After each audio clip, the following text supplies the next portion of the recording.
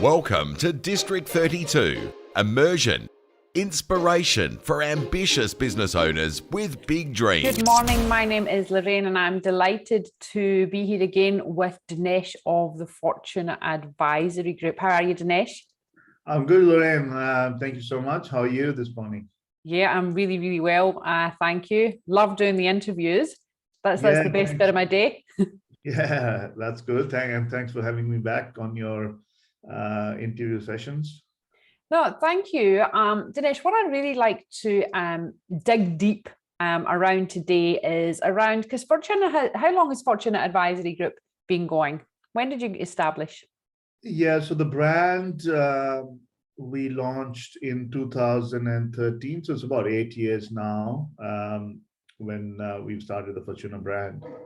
Beautiful. So over 8 years, I mean, you guys have had significant growth and development in that time. You're now a recognized brand.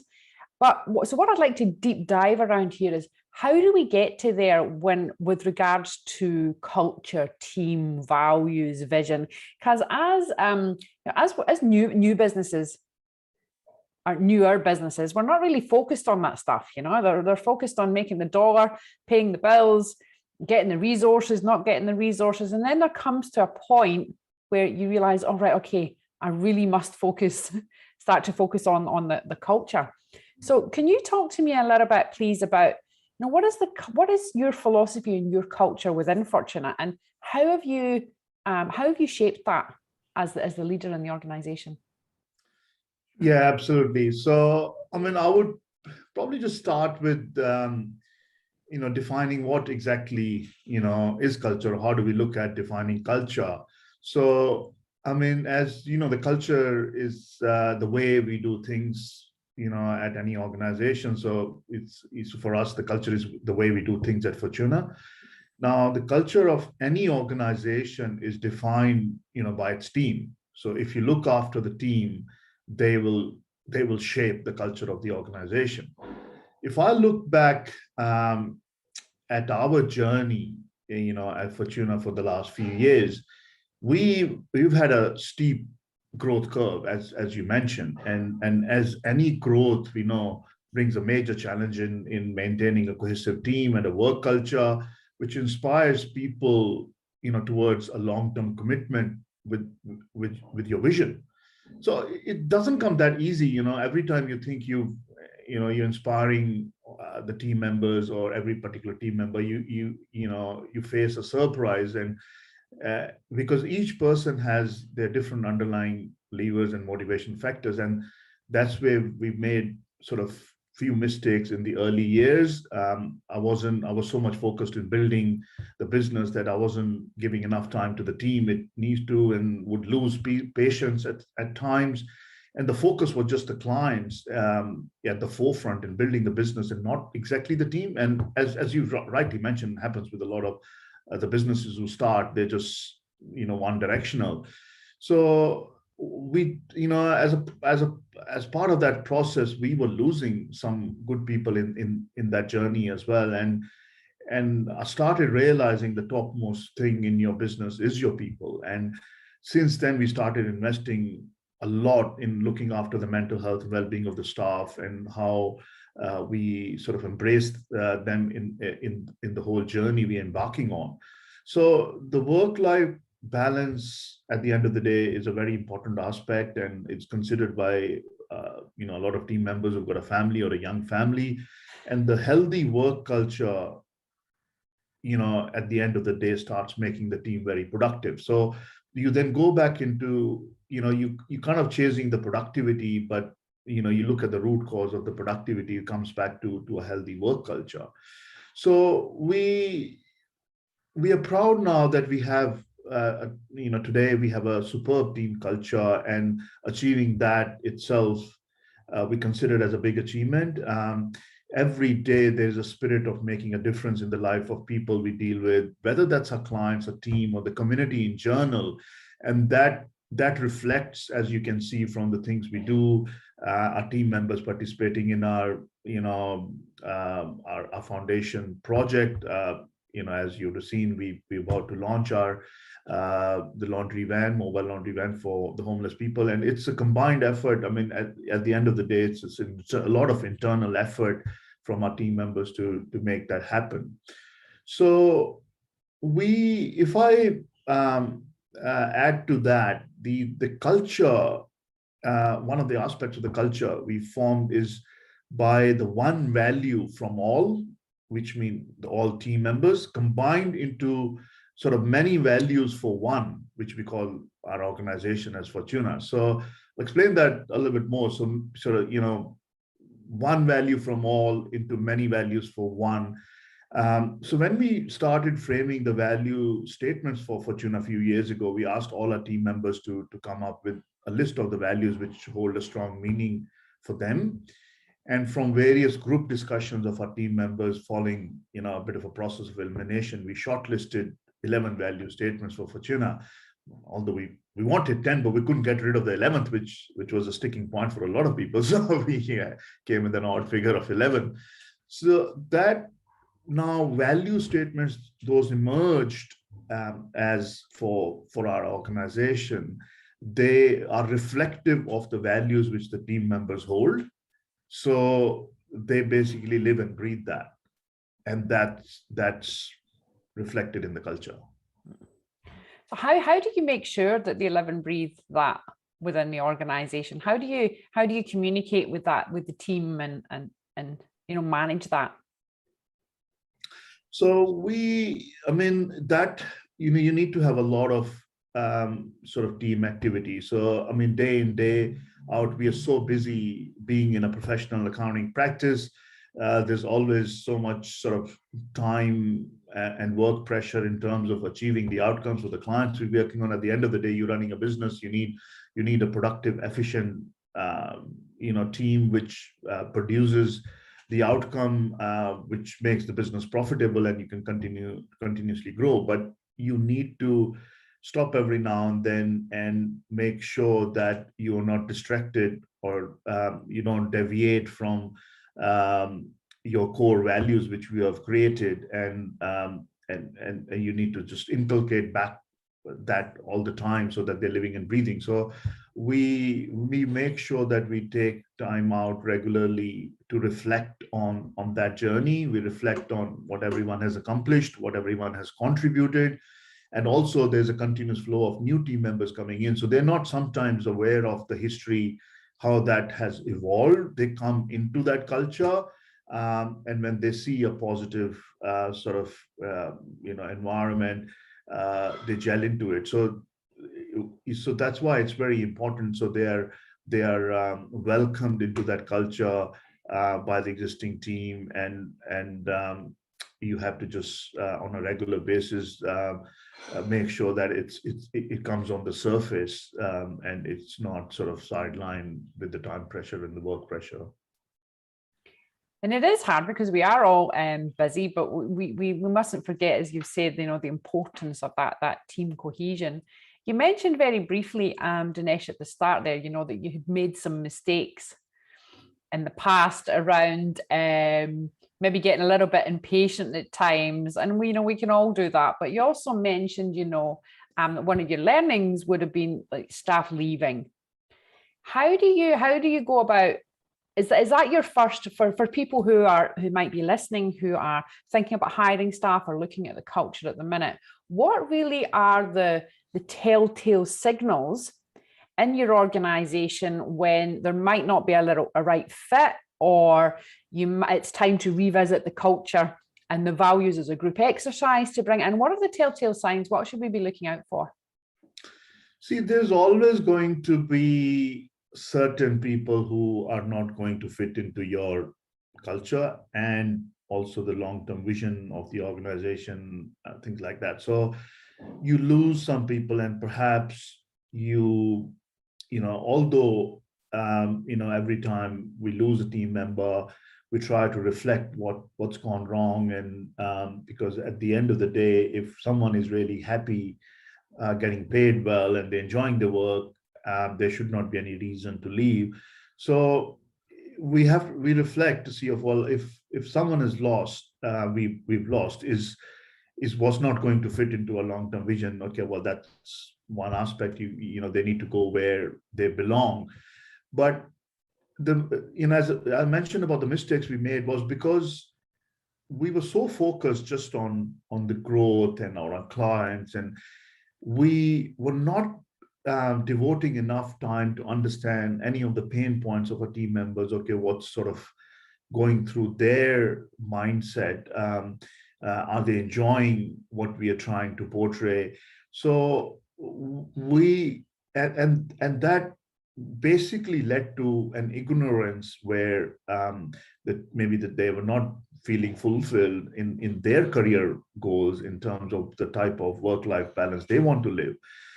So that made us aware of that we need to sort of reflect on that. And it's not about, okay, well, you lose one, you can take another one, but that whole process of the disruption that creates is not worth. So it's better you invest a little bit more in advance in trying to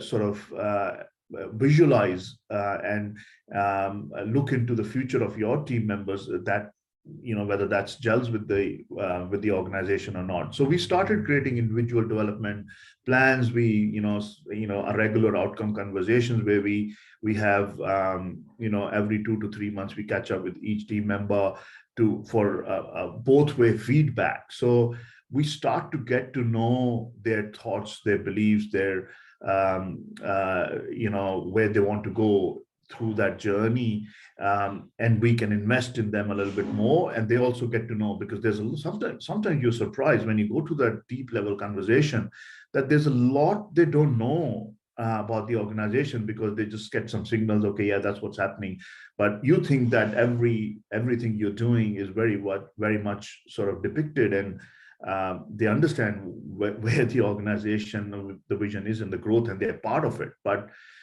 you're surprised when you have that one-to-one conversation, you go into that deep level that, well, there is a disjoint. Sometimes they don't know what's happening, and sometimes we don't know what's going on with them. So that deep one-to-one conversation helps to strengthen that bond, and we can also work on the individual development program for them, because at the end of the day, if there's certain goals they want to achieve in their career and life, if we can help them to achieve that through your own organization, that they have less chances of leaving and going anywhere else, because for them it's a disruption as well. I think also one of the key points there, I think that's really great, the 15-minute one-to-one meetings. Even I was on a presentation yesterday, and we were just exploring all the different ways that people hear, see, understand, and comprehend information. So from that one team meeting, 30% of people are going to think one thing, 30% are going to hear something else, and it's all going to be muddled up based on their own perception. So that 15-minute is just so important. Powerful, yeah. for the one-to-one communication and making people feel important, or letting people know that they're important and how important they are for the organization. Exactly, yeah. So Dinesh, you're a leader. You're out there, you're leading the way. We can see that's visible in your organization. For you, what are your thoughts around creating and developing leaders within your own organization? And how does a leader themselves go about enabling the development of leadership in the organization? Yeah, so first of all, we try to make a value proposition very clear in terms of the vision of the company.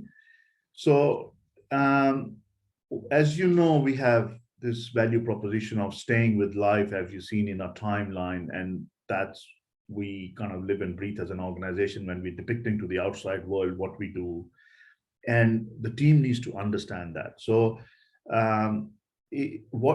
so that goes beyond just being the accountants. It showcases the ongoing lifelong relations, and that has to reflect both externally and internally, which means that when we're dealing with the clients, it needs to reflect if the team is living that relationship-based vision. So, and as an element of our company's vision, which is, if you look at that, being an accountant is easy, but to walk that dream of making something bigger than ourselves and lifetime in the form of a legacy brand, and the brand that would sort of stand as an epitome of true virtue of helping people through what we do best, which is accounting and associated services. So we have a very clearly defined organization chart in our office, in our common room, with all the divisions included, and every team member can get a full picture of where they fit, and how and where they can go in an organization over a period of time. Each role has a clear position description, including the managing director / CEO. So if any staff wants to move from, let's say, they aspire of the board of accounting and they want to go into legal or go into financial planning, or they aspire to become a managing director one day, they know exactly the path they need to follow and what they need to achieve in terms of their skill set, and to be able to get to from the point where they are to any other position in the organization. That's one element which really keeps them motivated and inspired, right? So it sort of builds a level of leadership and motivation. Okay, well, that's how people are progressing in the organization. I mean, I just don't want to be an accountant. I want to get to become a director, and that's going to take me to do there. I need to get some qualifications done. I need to increase my experience at a certain level. And we encourage them, and they do the gap analysis in terms of, okay, well, what are the things they lack, whether they lack soft skills or technical skills. And so we just need to continuously motivate them to keep acquiring those attributes for them to go to that next level. Then the other thing we do is we work on various projects within the organization for the practice improvement, and whether that's on the systems and processes, client related matters, marketing, or we launching a new service. So we scope the project and then make it open to the team, for anyone to raise their hand if they want to spearhead that project. And then they choose a team or some team members who want to join them as leading that project. So they then take the responsibility of that project fully in each aspect of that project, and champion the success or failure of that project. They go through that, and if they feel empowered if they succeeded, and if they failed, then they've learned something out of that. I think that has really inspired a lot of people in shining their leadership attributes or qualities out of them, which they are normally sometimes not aware. They're shy, they don't get the opportunity. They have inherent leadership skills, but they don't get the opportunity when they're doing on a day-to-day job, because normally you would have all the senior management handling those things, so they don't get an opportunity. So you want someone to come straight away, become a leader, but they haven't embarked on that journey. They haven't seen successes and failures of handling small little projects, so they're then scared of taking a very big responsibility, where they think they can, if they stuff up, that's a very costly mistake. So I think these little exercises, these little day-to-day sort of embedding that aspects of leadership into our daily culture has helped us to grow more leaders within our organization. That's really great. I think it's such a great idea to have different people lead projects rather than divisions. It doesn't have to be locked down to position descriptions and heads of department. How do you handle that personally, Dinesh, where you might have, you just said there, that sometimes mistakes can be costly. How do you intervene or guide potential leaders or projects where you might, see room for disaster, if you like, or costly mistakes? How do you go about that? So You mean, in terms of the project, if that has been given to a particular team, whether, that could end up in a financial, yeah. So as I mentioned, that we try to scope the project. So they get a good outline of the project, Okay. and either we form a budget, or they have one of the tasks, being an accounting environment. So everything they do in terms of any projects being undertaken, there's a budget around that. So they get a clear guideline. So you're Sorry? still providing that framework around, where you're going to try and absorb any risk factor out with the scope of a project, and then allowing someone to lead it within their safety parameters. Exactly, that's right. Because especially if someone is doing for the first time, you need to give them that support. So it's not that we just handball them and let them come back with a success or a failure. Yes, they will reach that success or failure point in an informed way and in a conclusive way. They're working with a budget. Okay, we know we're gonna spend sort of X dollars on leading up to the point where we decide, okay, this project is now going to be successful and we're going to go and implement it. So I think there is a risk factor. I mean, because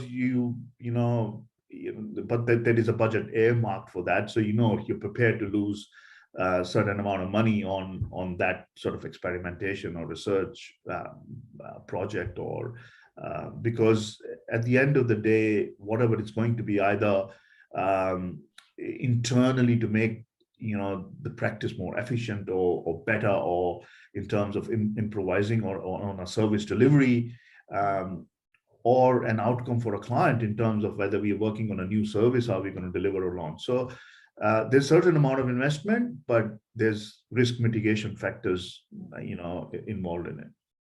And I think to develop leaders, and you did mention that earlier, we have to make mistakes.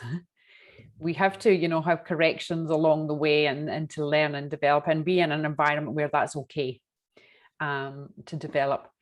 Dinesh, you have given us so much value there through not just the main focus areas around culture, values, but you've given us really specific ways on how we can implement that in an organization, with really clear activities on how we can share that and how we can develop leaders and make sure that everybody is on board. So thank you very much for that.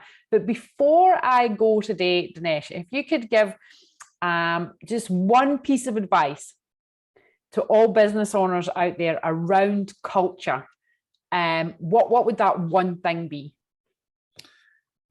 I would say that you invest in your team well in advance, rather than bringing the HR experts to handle the HR issues. So if you bring the experts, if let's say you don't have the time or the skills, bring the culture experts or the HR experts who can come and help you to develop that, rather than bringing them in when it's a little bit late, when you're trying to clean the mess. So that would be my advice. Invest in your team, preventative rather than cure. Exactly.